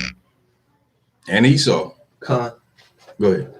Ecclesiastes chapter 8, verse 11. Mm-hmm. Because sentence against an evil work is not executed speedily. Like you think because you live in this great lifestyle and you've been listening to that prosperity preaching and you can do and have all the riches and glory that you want and still molest kids and still smoke weed and still follow Christianity. Read it again. Because sentence against an evil work is not executed speedily. Go ahead. Therefore, the heart of the sons of man is fully set in them to do evil. Man, that's unfortunate. Our hearts are fully set to do evil. That's why you run across drug dealers back in the day, or even today, if you know drug dealers. I don't know any drug dealers right now, but you talk to them, they're like, oh man, I'm gonna be pushing this. I'm gonna get out the game one day, and guess what? That one day never come. That one day don't come. You're gonna catch something. You're gonna catch a charge, a bullet. Some misfortune is going to happen to you. And guess what? Even if you get out unscathed, read it again from the top. Because sentence against an evil work is not executed speedily. Mm-hmm. Therefore, the heart of the sons of man is fully set in them to do evil. The Most High ain't got to destroy you today. He ain't got to destroy you tomorrow. He can destroy you 10 years from now. That's because sentence for evil work is not executed speedily. The Most High has a design for things. If you wicked and what's the fishing thing? He'll let you take out some line. Go ahead and keep being wicked for years to come. But eventually that fish is going to get reeled in. You understand? All right, take me back to the story. This is verse 10. This is Esther chapter 7, verse 10. So they hang on the gallows that he had prepared for Mordecai. So they hang Haman on the gallows where he had prepared for Mordecai. Mm-hmm. Then was the king's wrath pacified. Mm-hmm. Verse 8. The Jews authorized to verse 8. On the day that the king assures give the house of Haman to the Jews' enemy unto Esther, the queen, and Mordecai. Well, this is a new chapter, right? Let me get another reader for the. Go ahead. Esther chapter 8, verse 1. Mm-hmm. On that day did the king Ahasuerus give the house of Haman, the Jews' enemy, unto Esther. Ooh, wait. So Haman got hung on the gallows that he created, and guess what? And his house, right? He was wealthy because he was placed second over all the princes and noblemen and all the servants. Guess who that house went to? Read it again. Esther chapter 8, verse 1. On that day did the king Ahasuerus give the house of Haman, the Jews' enemy, into Esther the queen. Mm-hmm. And Mordecai came before the king, for Esther had told what he was unto her. Right. And the king took off his ring, which he had taken from Haman, Mm-hmm. and given it unto Mordecai. Wow. You see how the Lord worked? You see how the Lord worked? All this is turning around. from being destroyed, from being plotted on to be hung at the gallows, to being paraded through the city with the king's horse, the king's crown, and the king's apparel. And now he's got the king's ring. What does that mean when you carry the king's signet? It means you walk in the power and authority of the king. That's exactly what it means. And that's what you do as priest of the Lord. Those of you who come up through the ranks in the I.S.U.P.K and become officers, you walk in the rank of authority of the Most High, right? Through Jesus Christ, you understand? Through Commander YAHANNA, through the man above you, all the way on down. You taking orders and you building up this empire in the work of the Lord, in the spirit of the Lord. Go ahead. And Esther set Mordecai over the house of Haman. Verse 3. And Esther spake yet again before the king, and fell down at his feet, and besought him with tears to put away the mischief of Haman, the Agagite, and his device that he had devised against the Jews. Right. So again, that like they had took care of Haman. They took care of Haman, right? But the decree was still out there to kill all the Jews. Go ahead. Verse 4. Then the king held out the golden scepter toward Esther. So Esther arose and stood before the king. Verse 5. And said, if it please the king, and if I had found favor in his sight, and the thing seemed right before the king, I be pleasing in his eyes. Right. Let it be written to reverse the letters devised by Haman, the son of Hammedatha, the Agagite, which he wrote to destroy the Jews which are in all the king's province. Right. So she said, if it please the king, please get rid of that. Please stop this slaughter of my people. Keep going. Verse 6. For how can I endure to see the evil that shall come unto my people? Now, some of the kings you read in history, how like if a king made something or a decree, it couldn't be changed. You know what I mean? So this was heavy for her to go and ask, and heavy for this heathen to do, which, you know what I'm saying, the Lord would have brought down hell and destruction if he would have went through it. Same way that the Most High is going to bring down hell and destruction on America for destroying us. Yeah, right. This place is going to change. Like, here's the difference between us and Christians. We pray for the coronavirus. Christians say, I can't wait till the coronavirus is over. I can't wait till things is back to normal. We don't want things to go back to normal in the I.S.U.P.K. We want this empire to go down. We want it to be less money circulating through the economy. We want them to have less businesses. We want them to be sicker. We want our people to serve the Lord so they don't get sick. Right. That's how you get the protection, is by serving the Lord. You don't think that the Most High can destroy only them? He did it in Egypt. He did exactly that in Egypt. Those that serve the Lord and put that lamb's blood on their doorposts, guess what? The death angel passed over them. And he can do the same thing here in America today. If you would obey the Lord, if you would stop smoking weed, Dayton, Ohio, I know y'all smokes a ton of weed. Y'all with them took me to a spot and I damn near fell out from being high. I'm like, we cannot go in here. It was ridiculous. Dayton, y'all some weed smokers in Dayton, I see. I'm going to come and do a whole damn lecture on smoking weed. I'm going to do a lecture in Dayton, Ohio on weed smoking. And everybody going to want to fight me afterwards. And that's fine. And I'm going to say, listen, the Lord don't want you to smoke. You're going to die from some type of cancer, from just being lazy. Weed heads is just lazy bums. Get up and do something. Read a damn book. You're sitting around getting high all day, contributing nothing to your people. Come in here. I got something for you to do. Come over, come see Officer Yahatham. He got something for you. If you in Dayton, he got something for you to do. Plenty of things. We're going to build some signs. We're going to build some banners. We're going to go out on the street corner and we're going to yell at black people and Hispanics and Native Americans. We're going to say, stop smoking weed.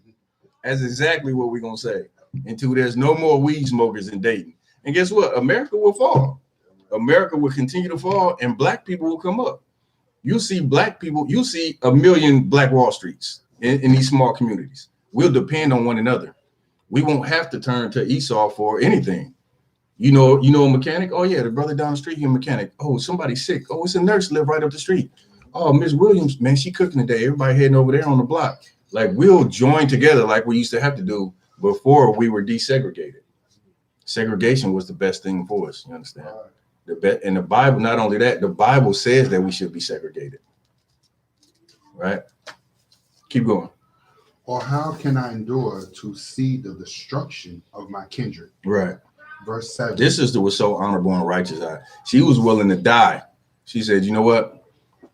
If y'all would go back and pray and fast for 3 days, have no food, no water, I'll do the same, me and my maid servants, and I'm going to go before the king, knowing that she could die. But she did that for her people, man. That's why she in this book, for doing such a righteous act. Go ahead. Verse 7. Then the king Ahasuerus said unto Esther the queen, and to Mordecai the Jew, behold, I have given Esther the house of Haman, and him they have hanged upon the gallows, because he laid his hand upon the Jews. He built that gallows. He was so geek. He built the gallows before talking to the king. He's like, let me just get this built right now. It's gonna be nice and ready. I'm gonna go talk to the king. We're gonna put Mordecai right on there. Ain't gonna be no lag in time. What you say, king? I can do it. Boom, get on that gallows. He built it. He was super geek. And guess what? He got hung on that same gallows. These same things that America put in place to destroy you, it's going to destroy them. Right. Keep going. Verse 8. Write ye also of the Jews as it liketh you, in the king's name, and seal it with the king's ring. For the writing which is written in the king's name and sealed with the king's ring, may no man reverse. That's it. That's it. Keep going. Verse 9. Then were the king's scribes called at the time in the 3rd month, that is the month Savar, on the 23rd day thereof, and it was written according to all that Mordecai commanded unto the Jews.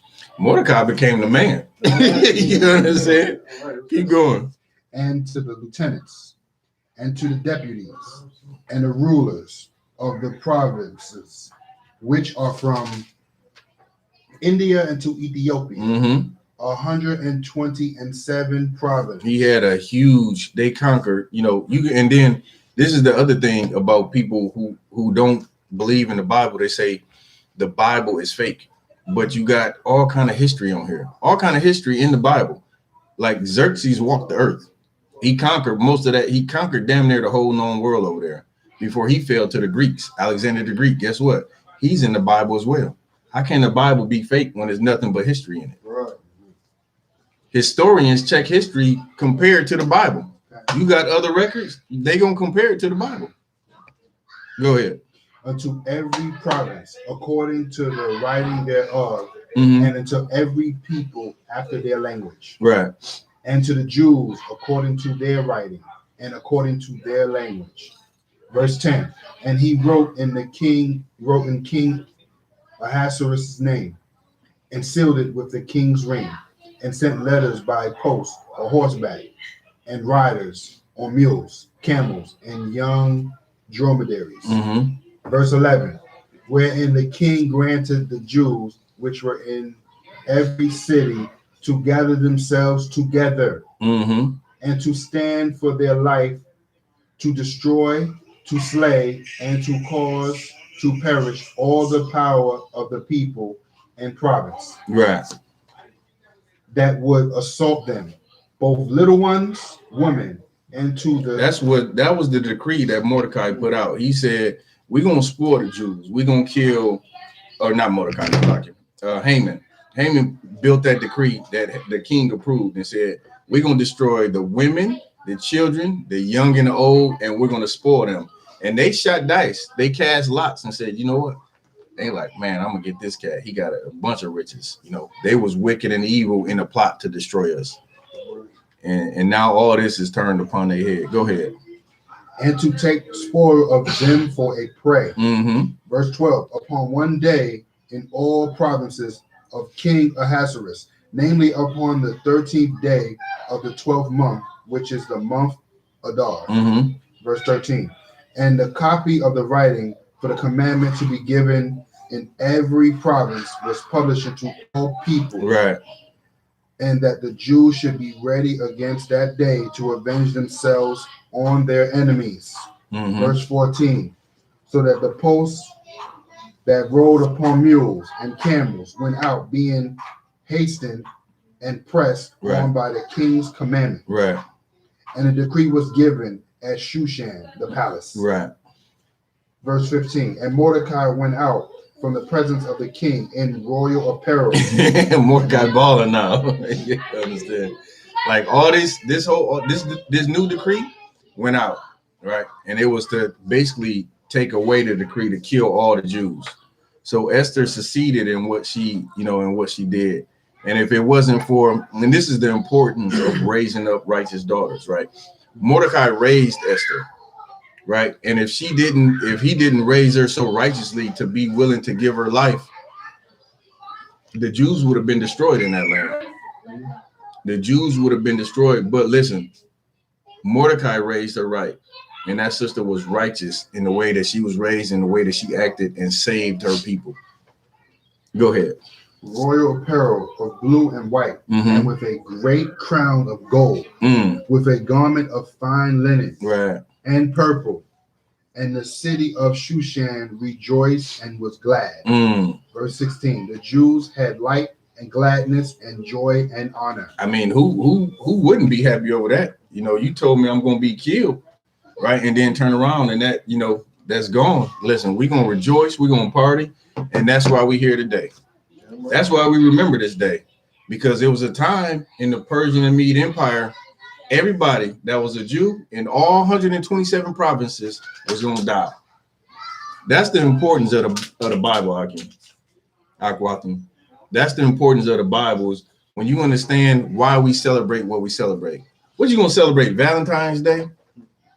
You're going to celebrate, some wicked, perverse, heathen custom that they celebrated. You're going to celebrate Halloween's Day, Samhain, to ward off evil spirits. You're going to celebrate Christmas, which Christ wasn't even born in the winter. You understand? There's no birth. You can't find a birthday of Christ in the Bible. Is that what you're going to celebrate? Or you're going to remember when you almost died and then the Lord brought you out of it? That's what you should celebrate. That's what Purim is about. To honor the Most High for what he did for us, to honor this sister and how courageous and righteous he was, and to honor Mordecai, who raised her up to be a wonderful daughter of Zion. You understand? That's what Purim is about. This event right here. And it's so funny. Like I said, you got to read your kids the story, because Haman put the whole thing together, yo. Haman had everything going. He's like, I'm raised up. I'm number 2. You know what I mean? I got the richest. I'm going to destroy the Jews. Now, I don't know I'm going to destroy the Jews. I'm going to destroy Mordecai specifically. I'm going to build a gallows for him. I'm at the banquet with the king. I'm balling. And then Esther came in there so sweet and so beautiful and was like, King, if we was going to be sold, I probably wouldn't say nothing. But since we're going to be killed, this cat, he been plotting against us. He going to kill us. The king is like, who, you? My queen, her people? As fine as you is? Nah. Who is this person? He got to go. Is Haman? Oh, Haman, come on. We're going to use that gallows and kill you. You can't tell me this ain't a wonderful story to remember out the Bible. It is one of the best stories in the Bible. Go ahead. Salaki, if I could, that just kind of show the power of our woman. Because this brother, Salaki, this heathen was second in command. Like right after the king, go straight to Haman. He had the ring, he had the right, he had the authority, he had everything. Nothing comes before Haman outside the king. But this sweet, gentle, beautiful sister just came in there and said, Salaki. Listen, y'all don't want to make sure he hit that point home for the sister who may watch this video online. Be sweet and use your womanly wiles to get what you need out of a man, to get what you want out of a man. Don't snap your neck. Don't be a wicked monster. Be a sweet, beautiful woman like the daughters of Zion are. And that's the benefit of being that way. So it's a lot of important lessons in this, and that's damn sure a good one. But more importantly, the sister was righteous. The sister was willing to die. That's it. It ain't just something you just ask somebody. You're like, yeah, hey, listen, I need you to go talk to them. If you talk to them, you might die, but if you could, it's not it's not a light thing. This sister was potentially going to die. But guess what? Because she loved her people and Mordecai raised her right and she feared the Lord, she went and did it, man. She went and did it. She said, for strength, would you please have everybody fast and pray, and I'll do the same. And I'll go talk to the king. Let's get the rest of it. Verse 17. And in every province and in every city, whithersoever the king's commandment and his decree came, the Jews had joy and gladness, a feast and a good day. Hey, a feast and a good day. That's what we doing. Having a feast. Hey, clap it up for the sisters who made the wonderful food. All these mini Esthers in here in the kitchen making great food for the brothers and for the kids and themselves. So we appreciate you all for putting the food together. Keep going. And many of the people of the land became Jews, for the fear of the Jews fell upon them. I got that part. I'm gonna have to get that breakdown. I want to say, and many of them, the people became Jews, meaning probably. Hold on, I'm gonna come to you. Meaning probably they there's always been Gentiles in the land, right? Gentiles meaning people who were Israelites, right? People who were Israelites but didn't follow the customs. You can put your hand down. I'll come to you. Who didn't follow the customs of the Jews, right? Who didn't keep the laws. So many became Jews. Now we know if you're not born a Jew, you cannot come like what Esau does. Like when he says that, I'm Jewish and I'm converting to Judaism, that's not a real thing. You can't become a Jew. You have to be born a Jew. So you was gonna say something? Yeah, I'm sorry. I was gonna say, Captain Zazari, I broke it down in one of the classes. Yeah. And he was like, that's like saying you're in America. You're in America. Same thing I just said, right? Go ahead. You was gonna say something? I was going, it's pretty much just they fell under our leadership. Same so thing. now they become The same thing. Because we come under the leadership of America. Same thing I just said. You can't be born. You can't be born you can't convert to a Jew. Right. Like just like the two brothers was backing me up on. Just one more thing. Go ahead. It really just shows the power that was given to us. That's really all it's really stating. Like because of everything we just went through with Esther, it shows how much power the king gave to her and her people. And guess what? Here's the wonderful thing about that. Guess what? It's going to be brothers in Dayton that are going to become Jews. Yeah, right. You brothers I became a Jew. Then guess what? I found some other brothers who wanted to become Jews. And they got, women in the city that want to become Jews. And there'll be more brothers that want to become Jews. You can't convert to Judaism. You have to be born a Jew. Meaning you have to be born an Israelite. You understand? Go ahead, brother.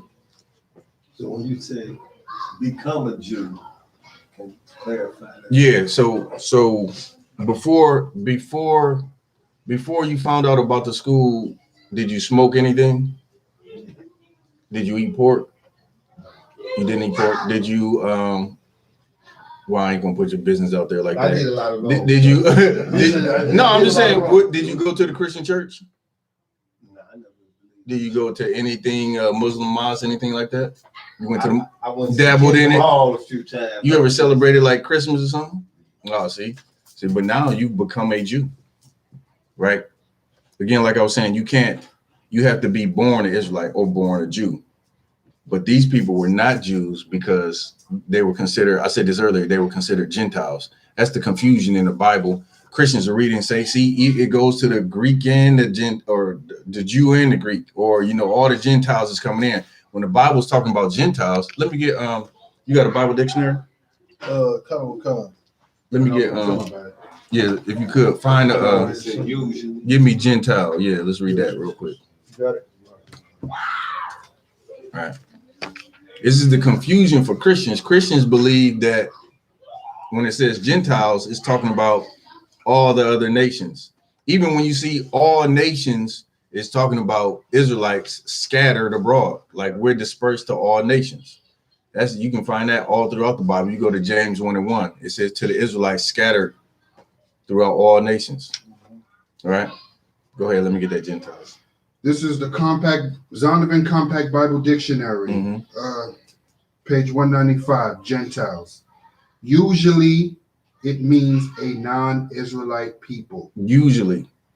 So by definition, it usually means a non-Israelite people, but there are instances in the Bible where it means an Israelite person.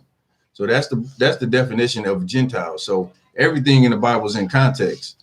So these people that were not Jews and became Jews, they were Gentiles, meaning they were not heathens. They were Israelites who used to celebrate Christmas, might have smoked some weed, might have ate some pork, might have followed the religion of the Persians. It might have been, followed whatever God they served, whatever heathen God they served. And then guess what? Like us in here, they became Jews. That's the simple breakdown of it. Any more? We got a little bit. Let's keep going. Finish that up. One more chapter and a piece. Let's wrap it up. I'll read. Go ahead. Book of Esther, chapter 9, verse 1. Now in the 12th month, that is the month of Dar, on the 13th day of the same, when the king's commandment and his decree drew near to be put in execution, in the day that the enemies of the Jews hoped to have power over them, though it was turned to the contrary, that the Jews had rule over them that hated them. Mm-hmm. The Jews gathered themselves together in their cities throughout all the provinces of King Xerxes to lay hand on such as sought their hurt. Mm-hmm. And no man could withstand them, for the fear of them fell upon all people. And all the rulers of the provinces, and the lieutenants, and the deputies, and officers of the king helped the Jews, because the fear of Mordecai fell upon them. Mordecai was the man now. Mordecai was given the king's ring. Mordecai was, he was the man. Go ahead. Verse 4. For Mordecai was great in the king's house, and his fame went out throughout all the provinces. For this man Mordecai waxed greater and greater. Mm-hmm. Thus the Jews smote all their enemies with the stroke of the sword. Man, the Jews rose in power. We're gonna, for time's sake, let's drop down to verse 28. This is the book Actually, verse 26. Yeah. This is the book of Esther, chapter 9, verse 26. Wherefore they call these days Purim, Mm-hmm. after the name of Pur. Therefore, for all the words of this letter, and of that which they had seen concerning this matter, and which had come unto them, the Jews ordained and took upon them, Mm-hmm. and upon their seed, and upon all such as joined themselves unto them, so as it should not fail, that they would keep these 2 days according to their writing, Right. and according to their appointed time every year. Right, every year. So this is not a high holy day, right? High holy days is found in Leviticus, the 3rd chapter, 23rd. the 23rd chapter, Okay. right? So those are the high holy days, meaning like the Passover, that's a high holy day. The Feast of Unleavened Bread, that's a high holy day, right? The Feast of First Fruits, the Feast of Tabernacles, that's high holy days. But this is a dedication or memorial, same thing as the Feast of Dedication, right? Feast of Dedication is also a feast day and not a high holy day. It wasn't given to us by the Lord to celebrate specifically, but we commemorate these days because they're very important, especially like, this one being like the day, like we were saved, the Most High took us out of this situation. Like, and there'll be other days in the future, I'm sure. We get pulled out of America. It's like the second Passover, who knows what, what we're going to remember out of this time. But there'll be other days to commemorate for sure. So You got it. if I could, correct me if I'm wrong, but isn't there a scripture that talks about, they'll say, they'll no more recall the days of when they brought them out of Egypt, but they'll talk about the days where they brought them out in the great country of the north. Isaiah 16 and 14. Yeah. Or 14 and 16. One of the two. Definitely coming. Yeah, it's the scriptures say this. The Most High is known for bringing the children of Israel out of the land of Egypt. Mm-hmm. That's how he known. That's how when they traveled through the lands and conquered the lands of Canaan, all the heathens round about knew them. They heard what went down in Egypt. It's like, we're not going to mess with these people. You understand? All those stories, that's how the Most High is known.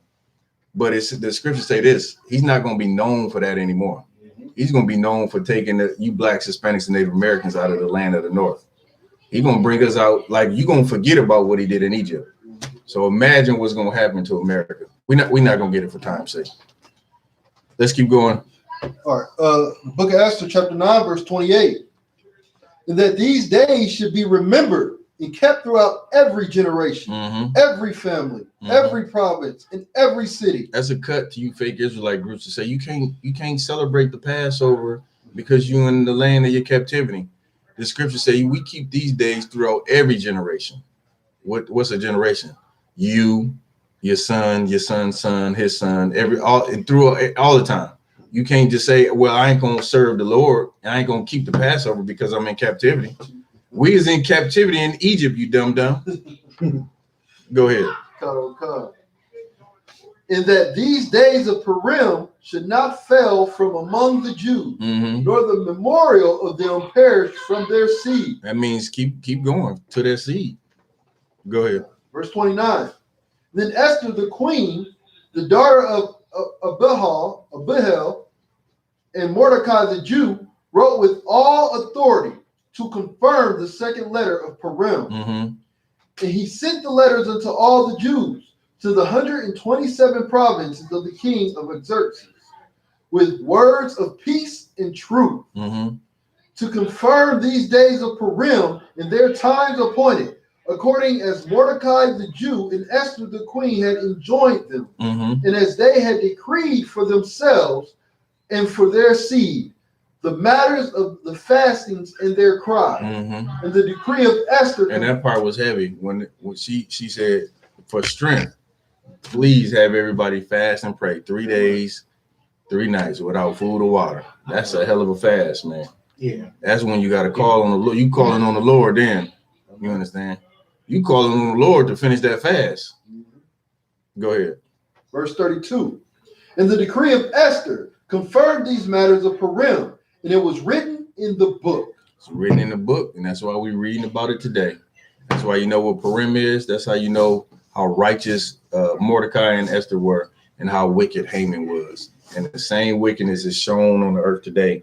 And we got to have the same strength to stand up against this wickedness today. So that's Purim right there. That's Purim. That's why we do it every year. That's what it's about. That's why we feast. That's why we remember it. That's why Esther has her own book. She was a righteous sister. And I know y'all don't want to reiterate it again. All you sisters can be Esthers. You understand? All you sisters can be Esthers. The world would be a better place. Any questions at all? Yep, y'all got prayers?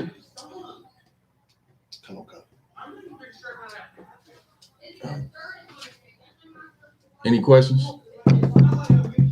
All right, with that, I'm gonna pass the class to priest and officer YAHANNA. Let's do the Lord's Prayer.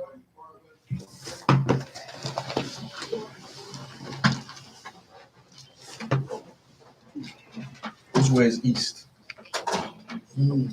What's this direction?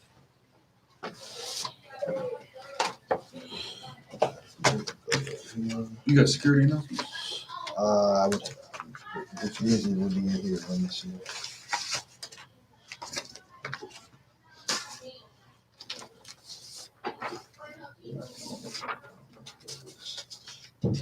Is this? No, that's not it.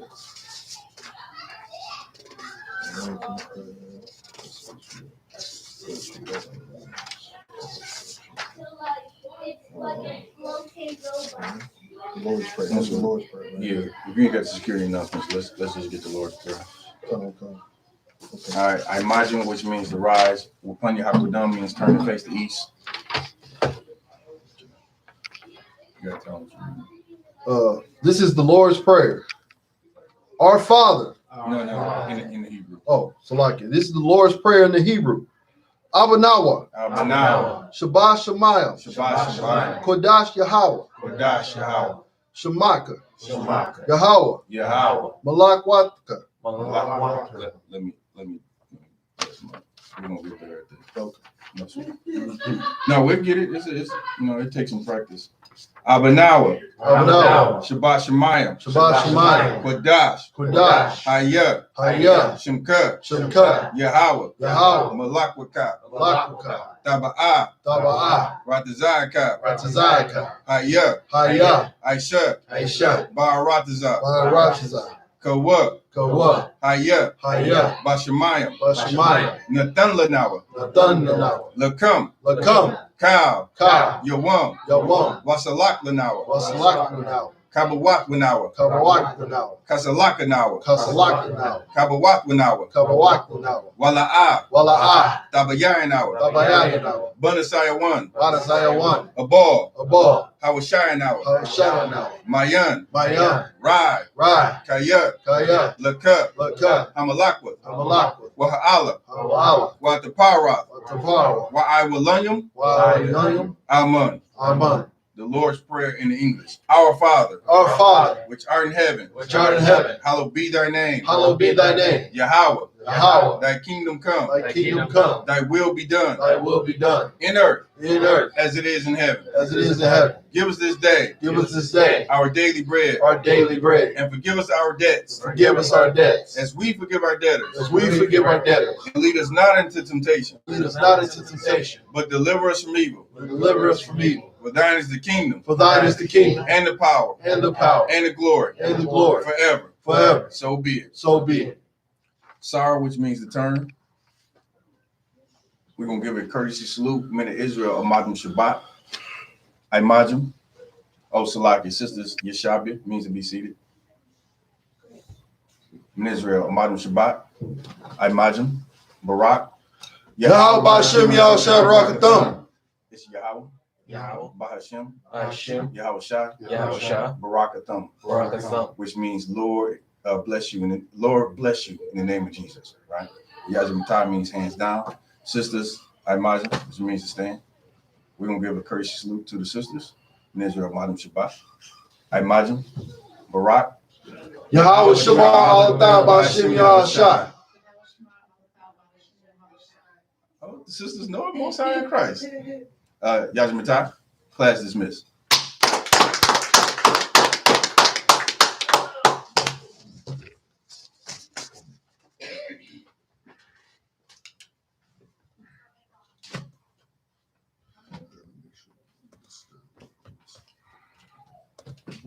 I gotta get you the security announcements.